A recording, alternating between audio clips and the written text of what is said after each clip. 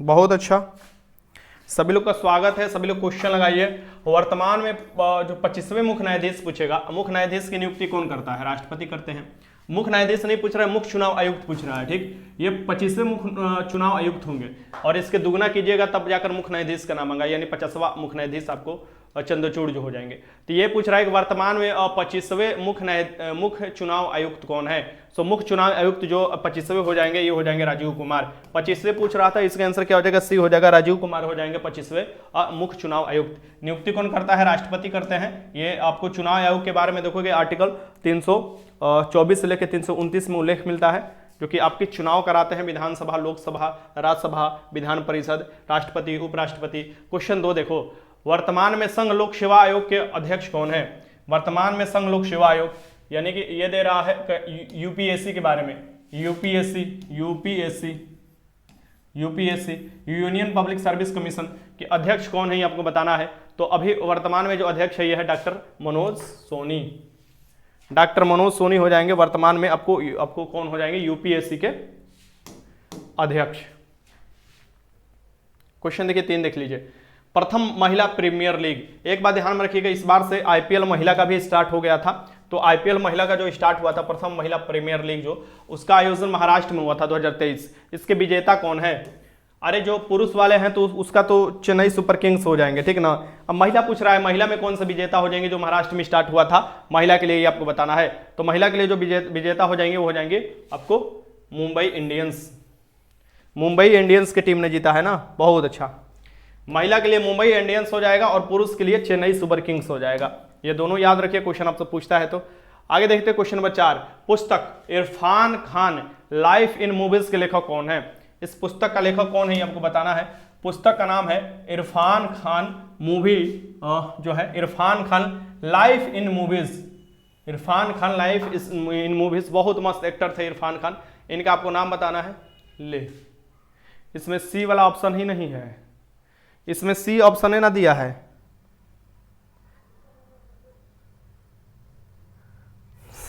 हो जाएंगे शुभ्रा गुप्ता। इसका आंसर क्या हो जाएगा? डी हो जाएगा, डी हो जाएगा। आगे चलते हैं, क्वेश्चन देखिए, क्वेश्चन नंबर 5 देख लिए। जुलाई 2022 में देखो एनटीपीसी ने बहुत बड़ा जो तैरती हुई आपको सौर ऊर्जा परियोजना स्टार्ट किया था। यह सबसे बड़ा एनटीपीसी ने स्टार्ट किया था। तो जुलाई 2022 में एनटीपीसी ने भारत के सबसे बड़ी तैरती हुई सौर ऊर्जा परियोजना कहां स्टार्ट किया था? जुलाई देखोगे, ये जुलाई 2022 की बात कर रहा है। यह तैरती हुई सौर ऊर्जा परियोजना कहां स्टार्ट किया गया था ये आपको बताना है। ये देखो, इसका आंसर क्या हो जाएगा? इसका आंसर जो हो जाएगा, इसका आंसर हो जाएगा तेलंगाना में। कहां पर हो जाएगा? तेलंगाना में हो जाएगा, ठीक ना। एगो लिख रहा है कि सर जी हमारी गर्लफ्रेंड छोड़कर भाग गई है, बड़ी डिप्रेशन में है। अरे ओकरा ने वो डिप्रेशन में, अगर कोई लड़की अगर तुमको छोड़कर भागती है, तुम कमेंट कर किसी को बताओगे कि हम डिप्रेशन में हैं। अरे तुम्हारी सिचुएशन खराब है बबुआ, तुम डिप्रेशन नहीं आइसोलेशन में रहना चाहिए तुमको। तो डिप्रेशन तुम कैसे झेल रहे हो? और तुमको छोड़कर भाग रहे तो सर जी से साझा करोगे, सर जी हमको छोड़कर भागी हमारे लखनी। अरे भाग्य भागना है, जिसको भागने तो क्या दिक्कत है, किसको बांध कर रखोगे? अभी आज बारिश भी हुआ यहाँ पर झिमाझिमी पटना में, अभी वैसा मौसम भी किया हुआ है। आगे देखते हैं क्वेश्चन नंबर 6 देखो। किस रोग के बारे में जागरूकता फैलाने के उद्देश्य से प्रतिवर्ष 16 मई को देश भर में एक राष्ट्रीय दिवस के रूप में मनाया जाता है? एक राष्ट्रीय दिवस के रूप में मनाया जाता है किसकी जागरूकता फैलाने के लिए? ठीक, तो जैसे ही बरसात स्टार्ट होता है कौन सी बीमारी शुरू हो जाती है, उसी की जागरूकता फैलाने के लिए स्टार्ट किया गया है। चलो बताओ किस रोग के जागरूकता फैलाने के लिए आपको? तो डेंगू हो जाएगा ना, इसका क्या हो जाएगा बताओ? क्वेश्चन बहुत अच्छा, डेंगू। सही बोल रहे हो क्षत्रिय अमन, सही बोल रहे हो। सर को बोलकर प्यार किया था कि सर जी से शिकायत कर रहे हो। इसका आंसर क्या हो जाएगा? डेंगू हो जाएगा, डेंगू। उस समय तो रात भर जब बातें कर रहे थे तो हमको तो ना बताया, डेंगू वायरस जनित रोग है। हमको तो ना बताते थे कि सर जी हम रात भर बात करते हैं, तनी मनी 2 मिनट 3 मिनट और बात कर लें, कॉन्फ्रेंस कर दें, बात कर लें। अभी जब तुम्हारा दिल टूट गया तो हमारे पास आ रहे हो कि सर जी देखिए हमको छोड़कर भाग गई है। उस समय तो ना बता रहे थे। 16 मई 2023 को किस भारतीय राज्य ने अपना स्थापना दिवस मनाया? ये बताना है। ये बताना है कि 16 मई 2023 को किस राज्य ने अपना स्थापना दिवस मनाया है, ये लगाइए क्वेश्चन।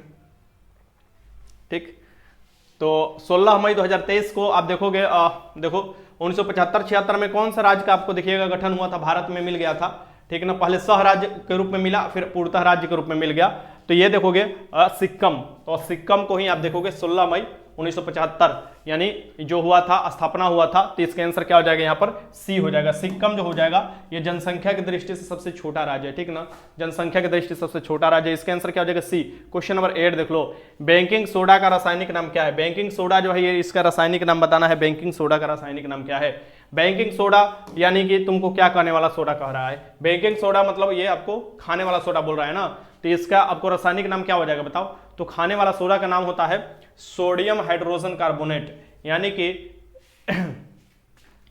ये क्या होता है, सोडियम हाइड्रोजन कार्बोनेट होता है, NaHCO3 होता है ना इसका फॉर्मूला। इसका आंसर क्या हो जाएगा यहाँ पर, आपको ये हो जाएगा। धोवन सोडा का होता है सोडियम बाइकार्बोनेट होता है, इसे भी याद रखिएगा। तो इसका आंसर क्या हो जाएगा यहाँ पर, ए हो जाएगा।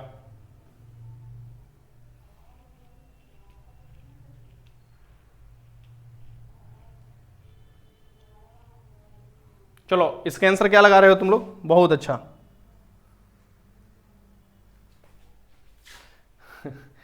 बड़ा तू सब विलक्षण है। क्वेश्चन नंबर 9 देखो, निम्नलिखित गैस युग्मों में से किसका मिश्रण खानों में अधिकतर होने वाले विस्फोटों के कारण होता है।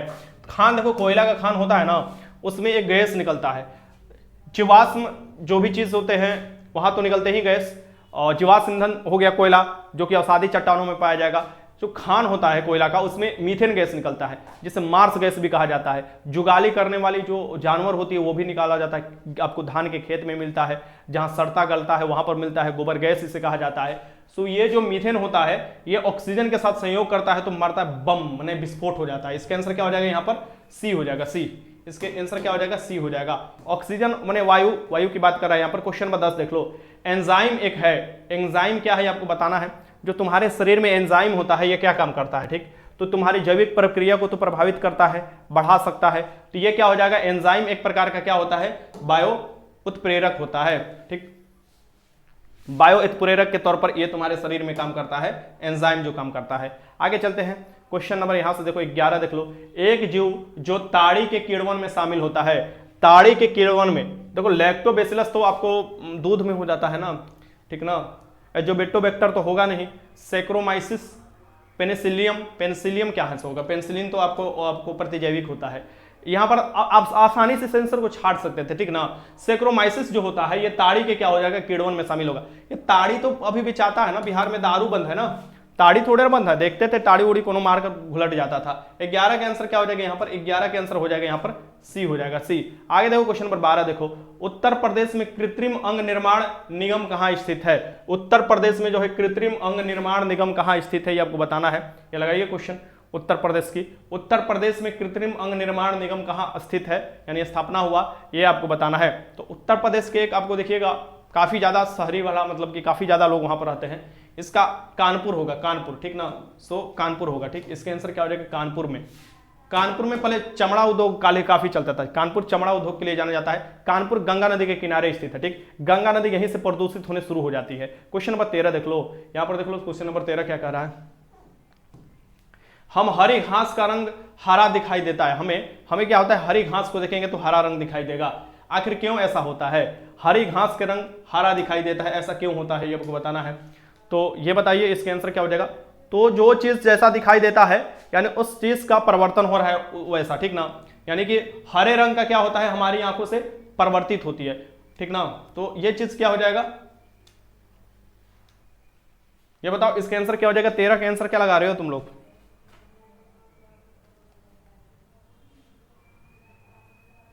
एमडी इजराइल क्या करोगे।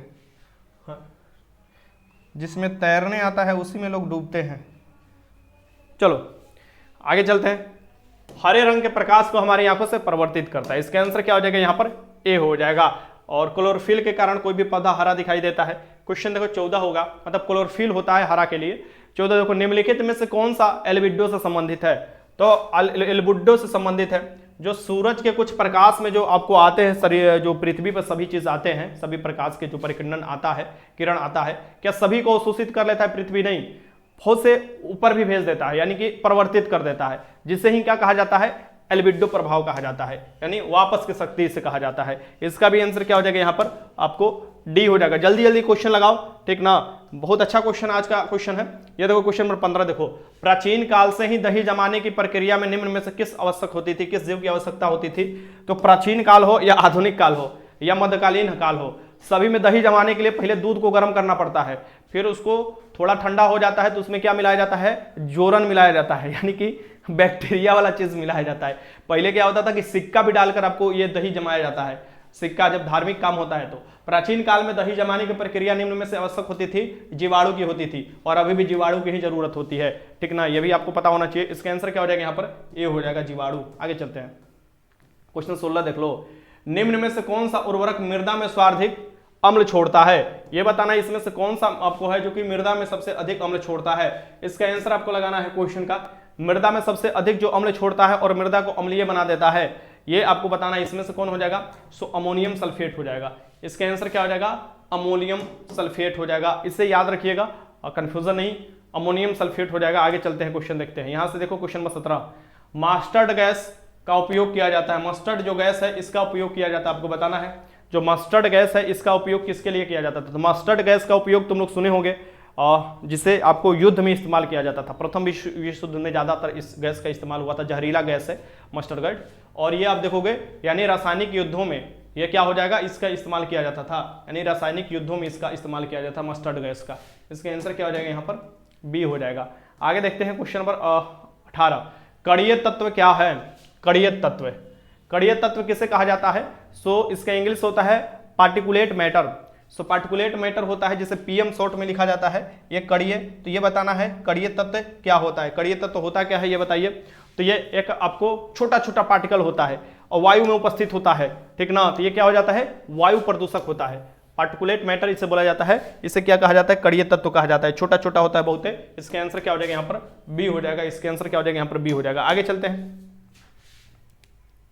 क्वेश्चन 19 देख लो, टिक और माइट किसकी आपको बताना है। टिक और माइट वास्तव में होते हैं, टिक और माइट क्या होते हैं बताना है। टिक और माइट ये वास्तव में होते हैं, क्या होते हैं। टिक और माइट जो होते हैं वास्तव में ये मकड़ी होते हैं, मकड़ी वंशी होते हैं। क्या है, मकड़ी वंशी होते हैं। इसका आंसर क्या हो जाएगा, मकड़ी वंश से संबंधित है टिक और माइट। इसका आंसर क्या हो जाएगा यहाँ पर, ए हो जाएगा। मकड़ी वंशी होते हैं टिक और माइट। जो नहीं आता है उसे लिख लिया कीजिए, स्क्रीनशॉट ले लिया कीजिए। क्वेश्चन नंबर 20 देख लीजिए, खमीर एक उदाहरण है। यह बताना है खमीर किसका उदाहरण है। लगाइए क्वेश्चन, क्या दिक्कत है।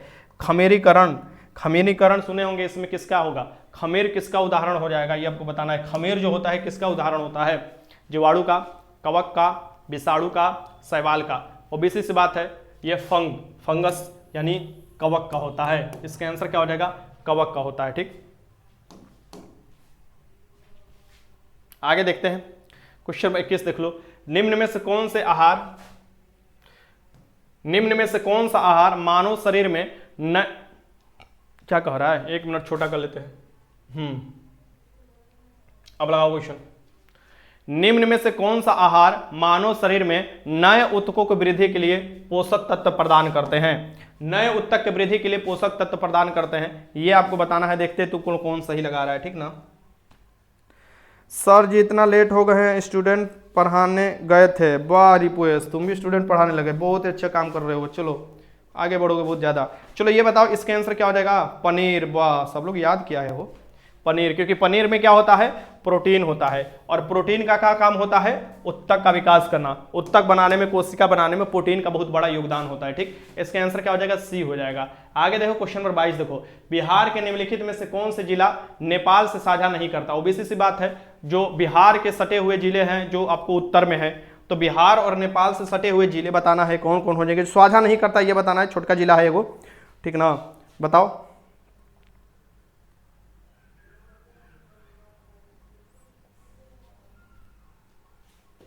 कौन नहीं साझा करता है।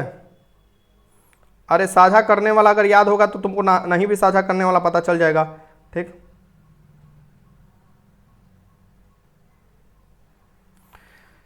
अरे पहले नंबर तुम पूर्वी चंपारण पश्चिमी चंपारण से तैबे करते हो।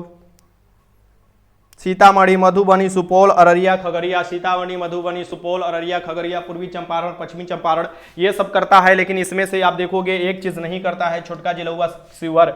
शिवहर नहीं करेगा, इसके आंसर क्या हो जाएगा यहाँ पर डी हो जाएगा, शिवहर कभी नहीं करेगा। ठीक, बाकी ये सब करेंगे, इसके आंसर डी हो जाएगा। आगे देखते हैं क्वेश्चन नंबर 23 देख लो।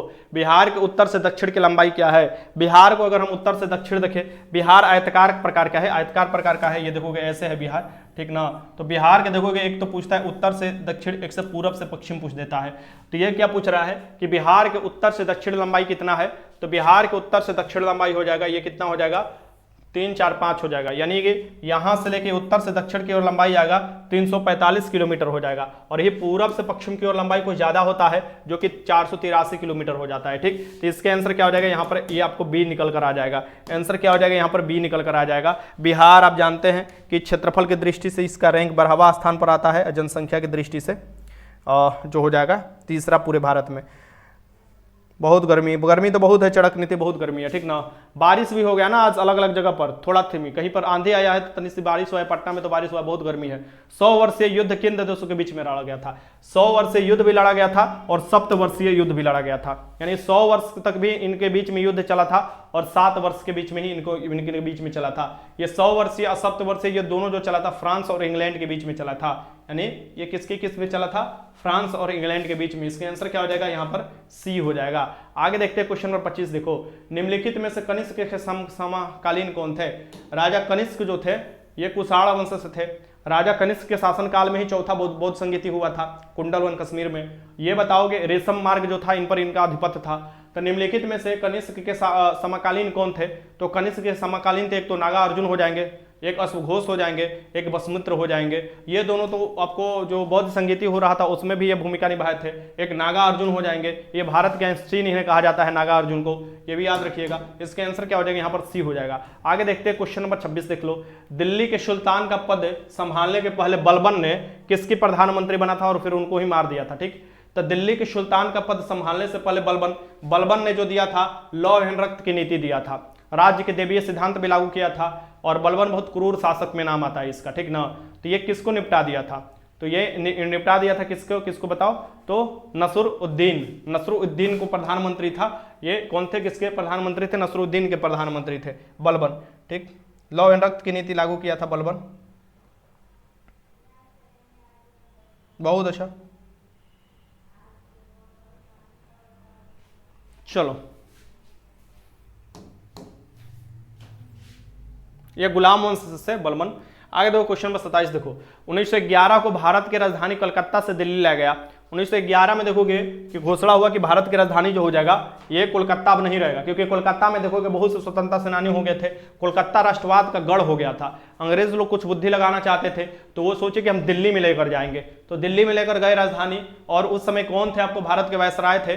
तो हार्डिंग द्वितीय था, यानी हार्डिंग द्वितीय था। इसमें आंसर क्या हो जाएगा यहाँ पर? हार्डिंग द्वितीय था। इस पर बम भी फेंका गया। इसका आंसर क्या हो जाएगा यहाँ पर? 27 के आंसर क्या हो जाएगा यहाँ पर? डी हो जाएगा। इसे भी याद रखिएगा। आगे देखते हैं क्वेश्चन नंबर 28 देख लो। दूसरी योजना का मॉडल, दूसरी पंचवर्षीय योजना यहाँ पर होगा। दूसरी जो पंचवर्षीय योजना है इसका मॉडल किस पर आधारित है? जो भी पंचवर्षीय योजना होता था 5 साल के लिए मुख्यतः आता था और ये राष्ट्रीय विकास परिषद इसका अनुमोदन करता था। अब पंचवर्षीय योजना जो ये लिया गया है, विषय कहां से लिया गया था? तो रसिया से लिया गया था। तो दूसरी पंचवर्षीय योजना का मॉडल किस प्रारूप पर आधारित है? तो यह है महानुबोलिस मॉडल, क्योंकि दूसरी पंचवर्षीय योजना में किसका महत्व दिया गया था? तो दिया गया था फैक्ट्री लगाने का, यानी कि इसमें तो कल कारखाने पर दिया गया था। पहला जो था हेराल्ड डोमर मॉडल जो था ये था हार्वर्ड डायरेक्ट मॉडल जिसे कहा जाता है, वो कृषि पर ज्यादा बल दिया था। इसका आंसर क्या हो जाएगा? महानुबोलिस योजना, बी हो जाएगा इसके आंसर। इसे भी याद रखिएगा, महानुबोलिस योजना बी। आगे देखते हैं क्वेश्चन नंबर ये देखिए 29 देखिए। बुरी मुद्रा सदैव अच्छी मुद्रा को बाहर कर देते। देखो प्रथम पंचवर्षीय योजना कृषि पर बल दिया था, दूसरे दिया था उद्योग पर। ठीक, आगे देखो क्वेश्चन देखो 29। बुरी मुद्रा जो है सदैव अच्छी मुद्रा को चलन से बाहर कर देता है। इसलिए तुम देखोगे कि कोई भी जब करेंसी फेक करेंसी आती है, वो जब मार्केट में आती है तो उसको जल्दी से कर्व लगाने की कोशिश किया जाता है, यानी कि फेक करेंसी मार्केट में ना पहुंच पाए। क्योंकि जब फेक करेंसी आ जाता है उसका आपको देखो ओरिजिनल करेंसी मार्केट में 80% है, लेकिन फेक करेंसी आपको आ जाती है 20% भी, तो देखोगे ओरिजिनल का वैल्यू अपने आप ही गिर जाता है। लोग विश्वास ही नहीं करते, देखने लगते हैं चश्मा लगा लगा कर कितना रुपया सही में है कि नहीं है। तो बुरी मुद्रा अच्छी मुद्रा को सदैव बाहर कर देती है। ये कौन दिए थे? तो ये ग्रेसम के नियम बताता है। कौन है? ग्रेसम ने दिया था। इसके आंसर क्या हो जाएगा? ग्रेसम के नियम। ये भी याद रखिएगा। आगे चलते हैं क्वेश्चन 30 देख लीजिए। भारत में जनसंख्या वृद्धि के मामले में किस वर्ष को भारी अंतर यानी जनसंख्या वृद्धि का विभाजक वर्ष भी बोला जाता है, भारी अंतर देखा गया था? किस अंतर देखा गया था, किस वर्ष में देखा गया था? तो आप सभी को पता है कि जो जनसंख्या का आपको होता है 10 साल में देखा जाता है जनसंख्या कितना बढ़ा, और जनसंख्या मामला केंद्र सरकार देखता है। इससे पहले अंग्रेज थे तो हर 10 साल के बाद देखोगे 1881 से जब लॉर्ड रिपन था उस समय से अब हर 10 साल के बाद, लेकिन उससे भी पहले जनसंख्या 1872 में सबसे पहले देखा गया था, फिर नियमित कर दिया गया था 1881 से। तो यहाँ पर देखोगे 1881 से देखा जाता था, तो फिर आपको 1911 तक तो जनसंख्या ठीक ठाक था, मतलब बढ़ रहा था जैसे कि, फिर 1911 से 1921 के बीच में देखिएगा अचानक जनसंख्या निगेटिव में चला गया।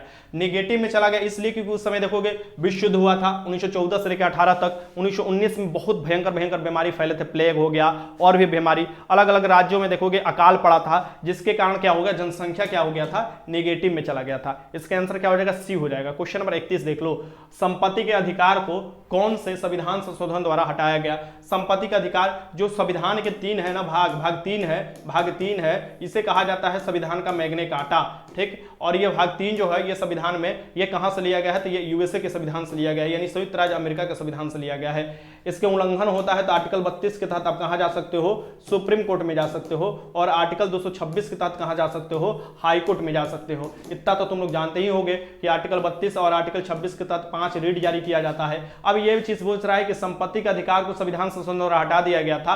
एक संशोधन हुआ था 44वें संविधान संशोधन, 44वें संविधान संशोधन द्वारा 7वां जो संपत्ति का अधिकार था इसे हटा दिया गया, जो कि आर्टिकल 19 के एफ में दिया हुआ था इसके बारे में, और आर्टिकल एक और पूछता है, आर्टिकल 31 में दिया हुआ था, इसमें इसका उल्लेख था राइट टू प्रॉपर्टी यानी संपत्ति का अधिकार था, इसको हटा दिया गया। और कब कहां डाल दिया गया, आर्टिकल 300A में डाल दिया गया, और ये कौन से भाग में है, भाग 12 में कर दिया गया, ठीक ना। और इसे अब लीगल राइट बना दिया गया। अब तुम्हारे पास 6 ही मौलिक अधिकार है, जो कि आर्टिकल 12 से लेकर आर्टिकल 35 के बीच में आपको देखने को मिलता है, 6 मौलिक अधिकार, ठीक। तो यहां पर आंसर क्या हो जाएगा, यहां पर सी हो जाएगा। 42वें संविधान संशोधन जो हुआ था ये 1971 में नहीं हुआ था, 1976 में हुआ था, ठीक है। और इसे मिनी कॉन्स्टिट्यूशन भी बोला जाता है। आगे चलते हैं, देखते हैं आगे। देखिए क्वेश्चन नंबर 32 भी आपको फंडामेंटल राइट से ही क्वेश्चन दिया हुआ है कि अनुच्छेद 31 किससे संबंधित है, अनुच्छेद 31 किससे संबंधित है, अभी आपको बताना है। ये बताओ, देखते हैं कौन आंसर गलती लगा रहा है, ठीक ना, देखते हैं कौन भांग मारकर क्यूज लगा रहा है। चलो बताओ।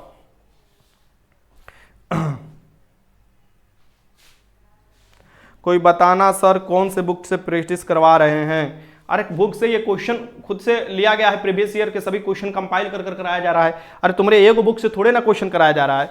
चलो ये देखो, रानी सिंह डी लगा रही है, टुनटुन कुमार बी लगा रहे हैं, और यहां पर देखो सरोज सिंह सी लगा रहे हैं। अब बताओ, मतलब कि जो लोग भी बी लगा रहे उतना तो सही है, ठीक ना।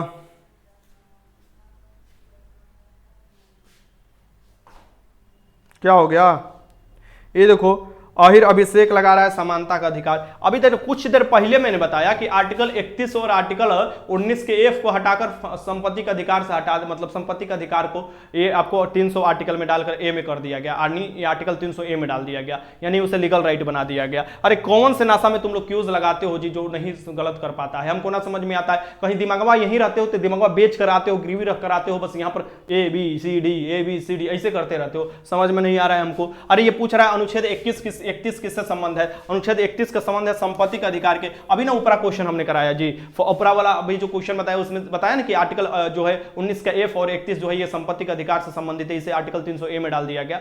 हजीबे इंसान हो, मतलब तुम लोग देख नहीं रहे हो, बस लगा रहे हो, चल गया, तुक्का मार दिए तो सही हो गया, बात खत्म, मिलल तो जय श्री राम। यहाँ देखो 32 के आंसर क्या हो जाएगा, बी हो जाएगा। आगे देखो क्वेश्चन नंबर 33 देखो, मौलिक अधिकार के संशोधन दो। मौलिक अधिकार में देखो ये भी मौलिक अधिकार से क्वेश्चन हो गया। मौलिक अधिकार में संशोधन कौन कर सकता है? देखो मौलिक अधिकार संशोधन या संविधान में संशोधन जो होता है आर्टिकल 368 के तहत होता है, और आर्टिकल 368 के तहत देखोगे ये संविधान संशोधन होता है। ये कौन से भाग में दिया हुआ है? तो भाग 20 में न दिया हुआ है, ये इसका प्रावधान है। और आपसे ये क्वेश्चन पूछ सकता है कि ये आपको कहां से लिया गया है, ये भी क्वेश्चन पूछ सकता है ना। अब देखो मौलिक अधिकार में संशोधन कौन कर सकता है? संसद कर सकता है। कौन कर सकता है? संसद कर सकता है, संसद। दक्षिण अफ्रीका के संविधान से लिया गया है। मौलिक अधिकार के संशोधन कौन करता है? तो संसद कर सकता है। अब यह संसद जब करता है, यह बताना है संसद जब करता है संसद जब करता है तो तुम्हारे अंदर ये होगा कि संसद किस में दिया हुआ है, तो आर्टिकल 79 में संसद के बारे में दिया हुआ है। और ये संसद में कौन कौन शामिल होता है, तो आर्टिकल 80 में दिया है राज्यसभा के बारे में, आर्टिकल 81 में दिया है लोकसभा के बारे में, और इसमें एक प्रेसिडेंट को जोड़ देना, मतलब कि राष्ट्रपति, ये संसद के अंग होते हैं, ठीक ना। तो इसका आंसर क्या हो जाएगा, यहाँ पर संसद हो जाएगा। संसद मौलिक अधिकार में संशोधन कर सकते हैं, ये याद रखिएगा। आपात के समय में कुछ मौलिक अधिकार से तुमसे लिया जा सकता है, बस आर्टिकल 20 और 21 को छोड़कर। क्वेश्चन नंबर 34 देख लो, संविधान के किस अनुच्छेद में उपराष्ट्रपति का वर्णन है, संविधान के किस अनुच्छेद में है बताओ। सिवान से हूं, काम चल रहा है बुक के ऊपर, जल्द ही मेरा बुक आएगा, वो आप लोगों के लिए प्रैक्टिस सेट, बहुत मेहनत लग रहा है बुक बनाने में, जल्द ही आप लोगों के लिए बुक मैं लेकर आ रहा हूं, बस अभी काम चल रहा है और बहुत ही बेहतरीन तरीका से बुक होगा, जिसका फैक्ट के साथ साथ जो प्रैक्टिस सेट होगा उस तरीका से आप यूज उसका कर लोगे। जो भी क्वेश्चन होगा एकदम ऑथेंटिसिटी के साथ दिया जाएगा आंसर के साथ, कि लास्ट समय में आप लोग एकदम आराम से पढ़कर जाओ। संविधान के किस अनुच्छेद में उपराष्ट्रपति का वर्णन है, संविधान के किस अनुच्छेद में उपराष्ट्रपति, भैया 63 में है। उपराष्ट्रपति क्या होता है, राज्यसभा का पदेन अध्यक्ष होता है, यह भी ध्यान में रखिएगा। यानी कि राज्यसभा के जो पदेन अध्यक्ष होता है उसे क्या कहा जाता है, उपराष्ट्रपति कहा जाता है। आर्टिकल 71 किससे संबंधित है, ये देखोगे राष्ट्रपति या उपराष्ट्रपति के चुनाव संबंधी विवाद होता है तो वो कहां तुरंत भाग जाता है, यानी सुप्रीम कोर्ट देखेगा उसको, ठीक ना। इसका आंसर क्या हो जाएगा, सी हो जाएगा। आगे देखो क्वेश्चन नंबर 35, वन अनुसंधान संस्थान कहां पर स्थित है, वन अनुसंधान संस्थान कहां पर स्थित है ये आपको बताना है। मैं कोशिश कर रहा हूं कि आपको टोटल लगभग 50 के करीब मॉक टेस्ट मिल जाए और 50 के करीब इंपोर्टेंट जो चैप्टर होगा उसका फैक्ट मिल जाए, ये मेरे तरफ से कोशिश है बुक में, और बुक में और भी चीज जोड़ना है तो अभी कोशिश चल रहा है। देखिए कब तक आपको बुक आपके मार्केट में निकल कर आ जाएगा, क्योंकि मेहनत किया जा रहा है, ऐसा नहीं कि बस ऐसे उठाकर किसी का कॉपी कर दिया, ऐसा कुछ है नहीं, उसमें मेहनत किया जा रहा है। वन अनुसंधान संस्थान कहां पर स्थित है, वन अनुसंधान संस्थान जो स्थित है ये देहरादून में स्थित है। कहां पर स्थित है, देहरादून में स्थित है। और देहरादून किसकी राजधानी, भैया उत्तराखंड की राजधानी देहरादून है। क्वेश्चन नंबर 36 देखो, अल्फांसो जिसे हापुस भी बोला जाता है, अल्फांसो हापुस जो आम है, ये मूल स्थान इसका क्या है, अल्फांसो हापुस आम, बिजोड़ आम, ठीक ना। ये देखो मलदाहा आम तो मिलेगा भागलपुर की तरफ ना मिलेगा, मलदाहा पश्चिम बंगाल वाला क्षेत्र की तरफ मिलेगा मलदाहा, ठीक ना। विजयवाड़ा भी तो आप चल जाओगे आंध्रा उंद्रा की तरफ, उधर मिलेगा, ठीक। तो ये अल्फांसो कहां मिलेगा, ये रत्नागिरी, रत्नागिरी यानी कर्नाटक की तरफ मिलेगा, यानी ये क्या हो जाएगा, ये इसका जो आपको हापुस जो है अल्फांसो आम है, इसका मूल स्थान कौन सा है, ये हो जाएगा रत्नागिरी। बड़ी विदेश में इसका निर्यात होता है। इसका आंसर क्या हो जाएगा, ए हो जाएगा। क्वेश्चन नंबर 37 देख लो, विश्व पर्यावरण दिवस निम्नलिखित में से किस तारीख को मनाया जाता है, विश्व पर्यावरण दिवस किस तारीख को मनाया जाता है, ये आपको बताना है। विश्व पर्यावरण दिवस कब मनाया जाता है, ठीक लगाइए। तो विश्व पर्यावरण दिवस जो मनाया जाता है 5 जून को मनाया जाता है, ठीक ना, 5 जून को मनाया जाता है, इसे भी याद रखिएगा 1972 से। अब यहां पर देखिए विश्व पर्यावरण दिवस निम्न में से किस तिथि को मनाया जाता है, हो गया 5 जून। 22 अप्रैल को पृथ्वी दिवस मनाया जाता है। 22 मार्च को देखोगे बिहार दिवस के साथ साथ क्या मनाया जाता है, जल दिवस मनाया जाता है। 21 मार्च को फॉरेस्ट डे मनाया जाता है। 22 मई को आपको जैव विविधता दिवस मनाया जाता है। 2 फरवरी को क्या मनाया जाता है, आर्द्रभूमि वाला डे जो मनाया जाता है, ये भी आपको याद रखना चाहिए। चलिए आगे चलते हैं। 16 सितंबर को क्या मनाया जाता है, ओजोन डे वाला जो मनाया जाता है। आगे देखो क्वेश्चन नंबर 38, निम्न में से वह भारतीय विश्वविद्यालय कौन सा है जिसका क्षेत्राधिकार संपूर्ण भारत पर फैला हुआ है, संपूर्ण भारत पर फैला हुआ है, मजा आ जाएगा। ये देखते कौन सा क्वेश्चन सही कर रहा है, कौन लड़का ये क्वेश्चन सही कर रहा है, मैं ये देख रहा हूं, ठीक ना। शुरू के जो 5 लड़के होंगे उनका हम नाम लेंगे जो क्वेश्चन ये सही करेंगे। चलो बताओ, इसमें से बताना है आप लोगों का क्षेत्राधिकार, ठीक। क्वेश्चन नंबर 38 स्नेहा तिवारी लगा रही है डी,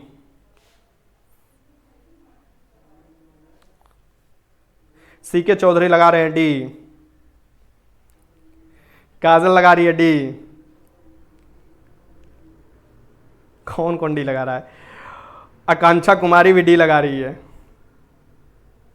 और कौन है, विजय कुमार भी डी लगा रहे हैं, और कौन है, प्रिया रानी भी डी लगा रही हैं, और कौन और डी वाला जल्दी जल्दी लगाओ भाई, डी वाला बदलो मत अपना आंसर। रूबी कुमारी डी, और कौन है, सतीश कुमार डी, ये देखो एक और कौन है, आनंद सागर भी डी लगाया है, ये स्नेहा तिवारी डी। चलो फिर से रिवर्स होने लगा। चलो जिनका भी डी है बहुत अच्छा, बहुत अच्छा। संपूर्णानंद संस्कृत विद्यालय क्या हो जाएगा, इसका क्षेत्राधिकार पूरे भारत में है, क्योंकि संपूर्णानंद संस्कृत विद्यालय है जो आप लोगों को शिक्षा के विकास की बात है कि पाश्चात्य और पश्चिम शिक्षा, मतलब कि जो यूरोपियन शिक्षा और भारतीय शिक्षा में, तो भारतीय शिक्षा का सबसे बड़ा जो आपको विश्वविद्यालय देखने को मिलता है, यानी कि हम लोगों का जो शिक्षा है उसको संपूर्णानंद संस्कृत विश्वविद्यालय द्वारा शुरुआत किया गया। और ये इसका पहले संपूर्णानंद संस्कृत विश्वविद्यालय ना था, इनको संपूर्णानंद के नाम पर रखा गया, और ये वाराणसी में मिलता है। कहां पर, वाराणसी में। लगभग 1200 से 1300 जो कॉलेज और स्कूल है इससे एफिलिएटेड है पूरे भारत में, इसलिए इसका क्षेत्राधिकार जो है ये पूरे भारत में, ठीक ना। तो इसका आंसर क्या हो जाएगा, यहाँ पर डी हो जाएगा, संपूर्णानंद संस्कृत विश्वविद्यालय वाराणसी। आगे चलते हैं। क्वेश्चन नंबर यहाँ देखो, क्वेश्चन नंबर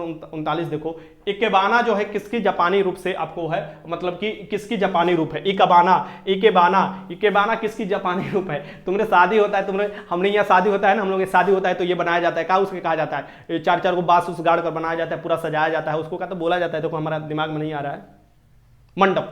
सो हम लोग यहाँ मंडप बनता है ना, वैसे ही देखोगे ये जापान में इकाबाना बनता है। इकाबाना में फूल जो सजावा जाता है, यानी कि फूलों का सजावट होता है। हम लोग यहाँ तो मंडप बनता ही है, फूल सजाया जाता है, उसको बढ़िया से सजाया जाता है ना, सजाया जाता है जी। इसका आंसर क्या हो जाएगा, यहाँ पर सी हो जाएगा, फूलों के सजावट के लिए इकेबाना प्रसिद्ध है।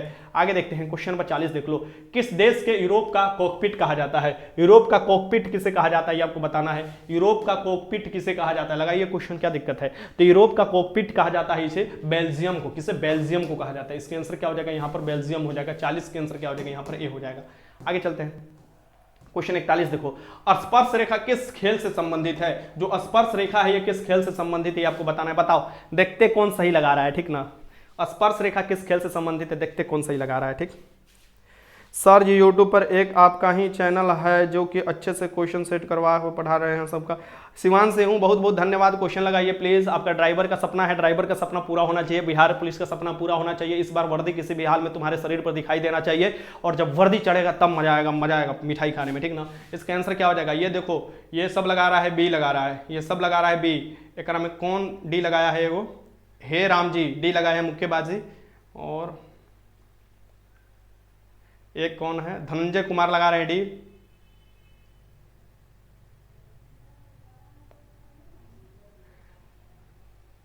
राजू कुमार वर्मा डी लगाए हैं, प्रीति कुमारी डी लगाई हैं। दर कबड्डी आई ना तबाला बजाई ना, तुम लोग नहीं पढ़े हो जी कबड्डी। कबड्डी तो कबड्डी में वो स्पर्श लाइन नहीं होता है, छूना होता है। अरे तुम लोग इतना आसान क्वेश्चन कैसे गलत कर सकते हो जी।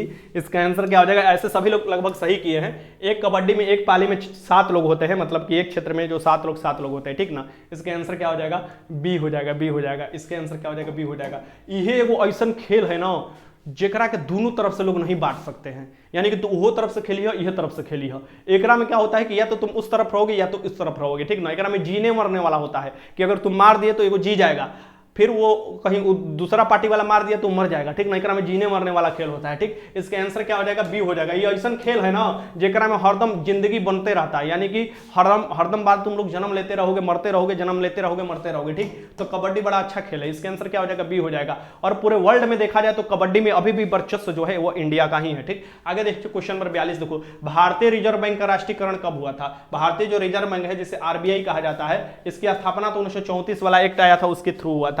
बट ये पूछ रहा है कि भारतीय रिजर्व बैंक का जो राष्ट्रीयकरण हुआ था, नेशनलाइजेशन हुआ था, ये कब हुआ था। नेशनलाइजेशन मतलब कोई भी चीज का नेशनलाइजेशन मतलब कर देना, मतलब सरकारीकरण कर देना, यानी राष्ट्र की वो संपत्ति हो गया। अगर कल जाकर ये रूमुआ को बोल दे सरकार ने कि इस रूम को राष्ट्रीयकरण कर दिया गया है, तो हम हाथ उठा देंगे, हम कहेंगे कि अब हमारे घर में कोई काम है नहीं, काहे कि ये सरकार की संपत्ति हो गया, तो उसे ही राष्ट्रीयकरण कहा जाता है, ठीक ना। तो यहाँ पर क्या हो जाएगा, सरकार बोल दिया कि अब हमारा सरकार का बैंक है। 1 जनवरी 1949 से आपको आरबीआई का राष्ट्रीयकरण हो गया, और आरबीआई की स्थापना आपको 1935 में हुआ था, 1934 के एक्ट द्वारा। और आरबीआई का मुख्यालय मिलेगा मुंबई में, और मुंबई को क्या बोला जाता है, भारत की आर्थिक राजधानी भी बोला जाता है। आगे चलते हैं क्वेश्चन नंबर 43 देखो, भारत का पहला अटॉर्नी जनरल कौन थे। सो भारत के पहले अटॉर्नी जनरल का नाम बताना है। भारत के पहले अटॉर्नी जनरल कौन थे, ये आपको, ये जब मैंने लॉ का एंट्रेंस एग्जाम देने गया था ना, तो उस समय ये मेरे एग्जाम में क्वेश्चन आया था।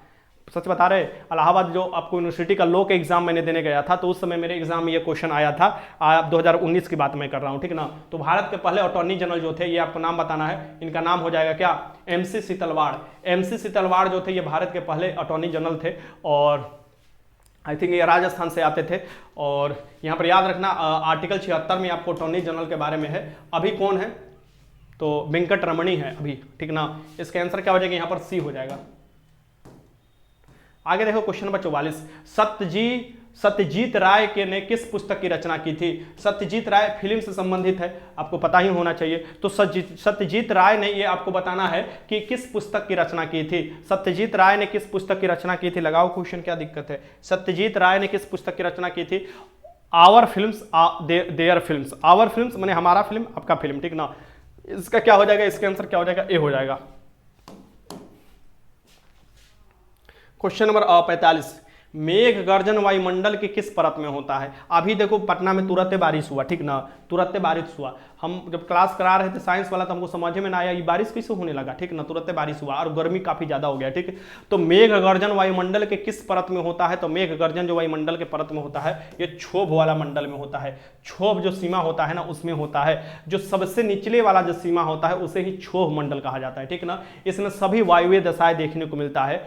और यहाँ पर देखोगे ये जो आपको बादल गरजना, बारिश होना, बिजली चमकना, ये सभी क्षोभ मंडल में मिलते हैं, ठीक। इसे भी याद रखिएगा, क्वेश्चन आपसे पूछता है। तो आगे चलते हैं, क्वेश्चन नंबर 46 देख लो।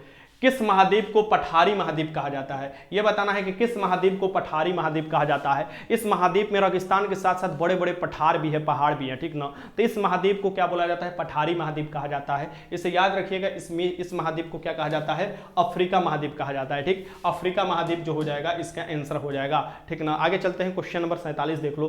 पेरिस शहर किस नदी के किनारे स्थित है। अलग अलग शहर का नाम दे देता है या पूछ देता है किस नदी के किनारे स्थित है। जैसे दिल्ली दे देता है जमुना नदी के किनारे स्थित है, कोलकाता दे देता है हुगली नदी के किनारे स्थित है, कानपुर दे देता है गंगा नदी के किनारे स्थित है, वाराणसी दे देगा आपको गंगा नदी के किनारे स्थित है, इलाहाबाद दे देगा, प्रयागराज जो है इलाहाबाद वो कहां पर है, संगम पर स्थित है, यमुना गंगा सरस्वती के संगम पर स्थित है, ऐसे ही दे देता है। तो ये पूछता है कि पेरिस शहर किस नदी के तट पर स्थित है, तो यह है, आप बताओ पेरिस नहर किस है, डेनूब है कि सीन है, बताओ इसका आंसर क्या हो जाएगा। 47 का आंसर लगाना है। बहुत अच्छा, सब लोग लगभग सही लगा रहे हैं, कुछ लोगों को छोड़कर सीन नदी के किनारे, सीन नदी के किनारे स्थित है। इसका आंसर क्या हो जाएगा यहाँ पर, सीन नदी, पेरिस फ्रांस। आगे देखते हैं क्वेश्चन नंबर 48 क्या कह रहा है। ये बताओ, निम्नलिखित में से किस शहर को परफ्यूम कैपिटल ऑफ इंडिया कहा जाता है। परफ्यूम कैपिटल ऑफ इंडिया किस शहर को कहा जाता है। बड़ी काम आता है परफ्यूम, गर्मी के दिन में हो, जाड़े के दिन में तो और ही काम आता है। महीने महीने दिन तक कोई नहीं नहाता है, महीने दिन तक नहीं नहा, तुरंत परफ्यूम मार लो, एकदम मारो, थोड़ा सा पानी मार लो, बाल में थोड़ा सा तेल लगाकर ऐसे एकदम झाड़ लगे, एकदम नहा धोआ कर आया है लड़का पैरा एकदम चौचक, ठीक ना। और उस समय क्या मांग लो, देहू महके ना, इसके लिए परफ्यूम मार लो एकदम, तो काम हो जाता है, कोनो नहाने की जरूरत ना पड़ता है, ठीक ना, पानी बर्बाद करने का फायदा।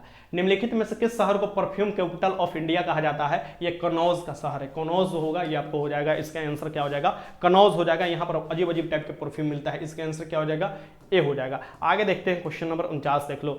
माता टीला बांध जो है ये किस पर है, ठीक, ये आपको बताना है। माता टीला जो है मतलब किस राज्य में स्थित है, ये बताइए। माता टीला जो है ये परियोजना जो है ये किस राज्य में स्थित है, ये पूछता है आपको, ठीक। माता टीला परियोजना क्या दिक्कत है,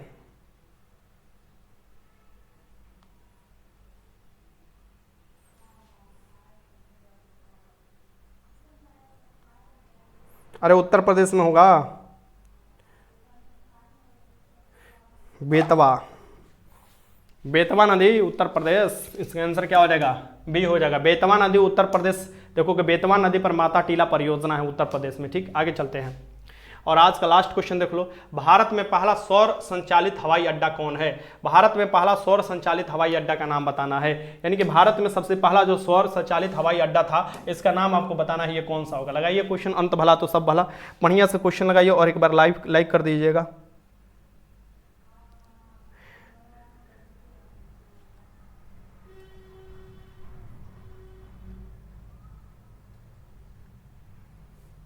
बहुत अच्छा, कोची हो जाएगा, कोची हवाई अड्डा जो हो जाएगा, ये जो हो जाएगा ये पहला आपको हवाई अड्डा था जो है कि भारत का पहला हवाई अड्डा जो सौर ऊर्जा से संचालित था पूर्ण रूप से। इसका आंसर क्या हो जाएगा, यहाँ पर डी हो जाएगा। बताओ टोटल 50 क्वेश्चनों में से आप लोगों ने कितने क्वेश्चन सही किया है, ये कायदे से बता दो, मतलब